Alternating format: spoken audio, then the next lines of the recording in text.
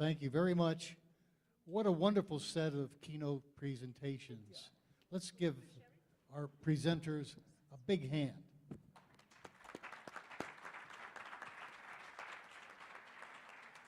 I wanted to let you all know that we have 315 viewers watching this presentation live, and they've got some questions. And I'm sure many of you have questions as well. And we want to get some audience participation. At the same time, we have lost a bit of time. We only have about 45 minutes before lunch. I did ask my esteemed colleague, Jafari, if he would be willing to listen to the three presentations, and based upon his experience and all of the scholarly activities he's been engaged in, if he would give a few minutes and share his impressions. Thank you very much, Don. What he didn't tell you is that he told me that do it in a couple of minutes. Summarizing the three presentations in 2-3 minutes would be impossible. Especially we academicians we can talk forever on the subject that has been discussed. What I found uniform or common among all three presentations is that they were tourist and tourism focused. In other words, they just wanted to see what a better future is going to be for the tourism industry and tourism consumer. There's no fault in that, actually. There's absolutely no fault in that. But technology should also allow us to expand our horizon and think about other possibilities that the same technology can offer to us. For example, Google Glass, of course, it would help the tourists to have a better experience, ask questions, take photographs, but at the same time could be used to provide safety and security for the tourists who are going to faraway places. Beyond that, the same Google Glass can take privacy away from people. Now they can be chased, no matter where they go, they can be chased. They know exactly where they are. Technology can do that. The idea for tourism is to escape, is to go away, to become anonymous. And then suddenly, no matter where you turn, everybody knows where you are. Now, to make a little bit joke out of this, you know, you go to your hotel room in the evening and you put your Google Glass on the desk, and your wife or husband can remote control it and can see every action of yours in the hotel room or wherever you are. The technology allows you to do that. So somehow privacy could be lost too. We already have this debate of cell phones in the USA and the fact that everybody's phone calls are checked. We talked about processes, and in order to have competitive market, again, that was tourism focused, but can't we do anything for the host community? Sometimes we develop tourism just for the sake of tourism and just for the sake of the tourists. After all, tourism is supposed to benefit the host community. The advertisements and the competitive market that we create is always seen through the eyes of the tourist. No fault in that. If the purpose is that, no fault in that. But the reality is that the product that we create sometimes is not favored by the host. That brought an example to my mind. In an Asian country, cameras were given to the local people and said, why don't you take any photos you want, and we use your photos for the purpose of tourism promotion. So in other words, the idea was for the local people to define the photos and the images they want to create of themselves. Well, the cameras were submitted back and the photos were looked at, and I'm not going to name the country. Most majority of the photos were not showing the feet of the persons who were photographed. The reason was that a number of those local people had no shoes on, and the person would be ashamed to show that this is my country, and people in my country don't wear shoes. My point is, in our marketing, we always see the things through the eyes of the tourist.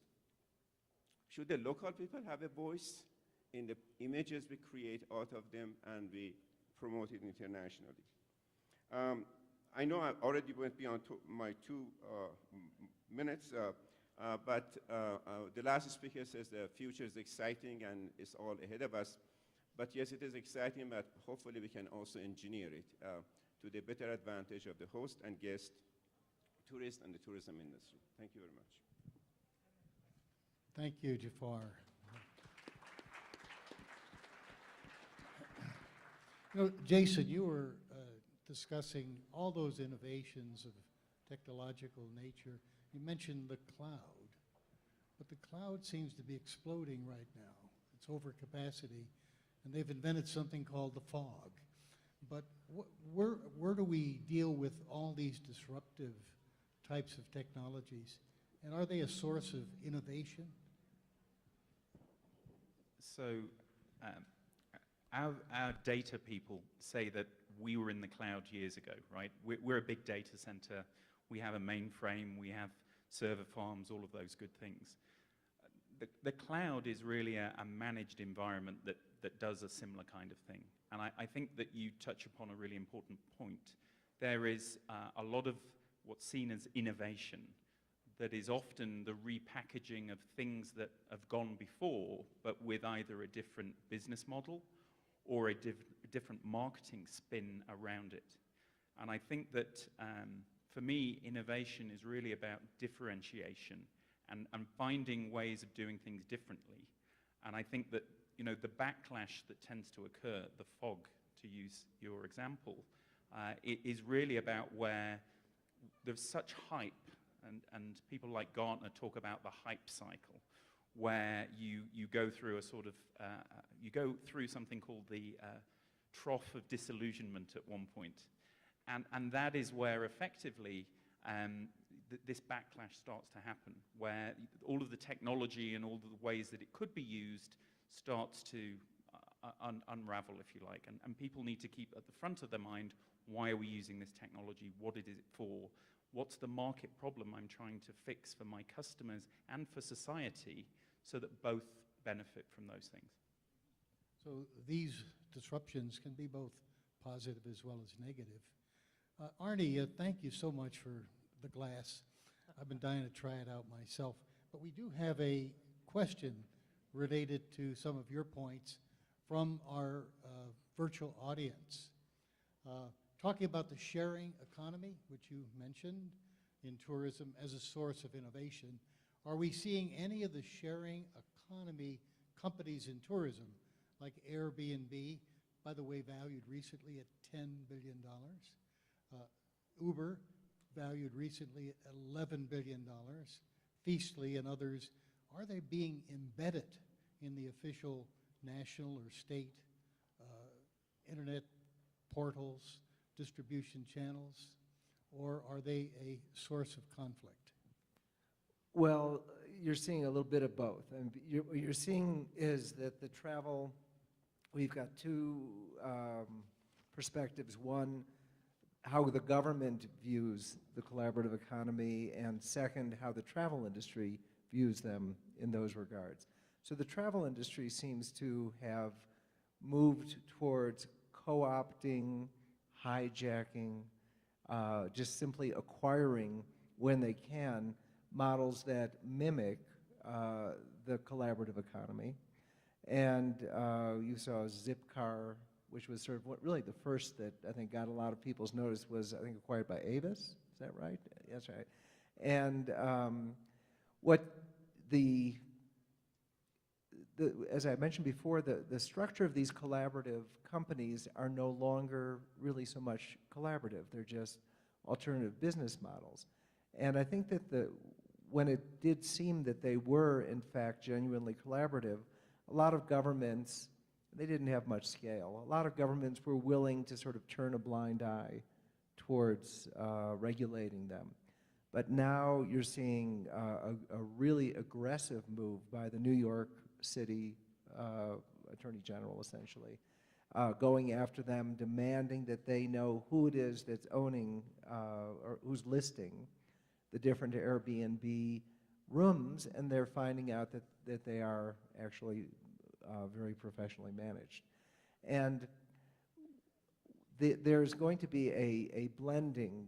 It's hit a scale. The number of rooms that Airbnb and HomeAway, the second one that's frequently mentioned, the combined number of listings they had last year were essentially equivalent to the Intercontinental Hotel Group inventory. So it's not going to frighten the hotel industry to the point where it's alarming. It would be they have another competitor, one of a dozen large competitors. But there is certainly a trend that suggests that this is just going to get bigger and bigger and expand in more and more areas. And one thing that you're seeing that's interesting is the travel industry, the established travel industry, has really begun to look for ways to partner with the collaborative industry. One example is British Airways was wanting to run a promotion that showed that they can provide an authentic experience.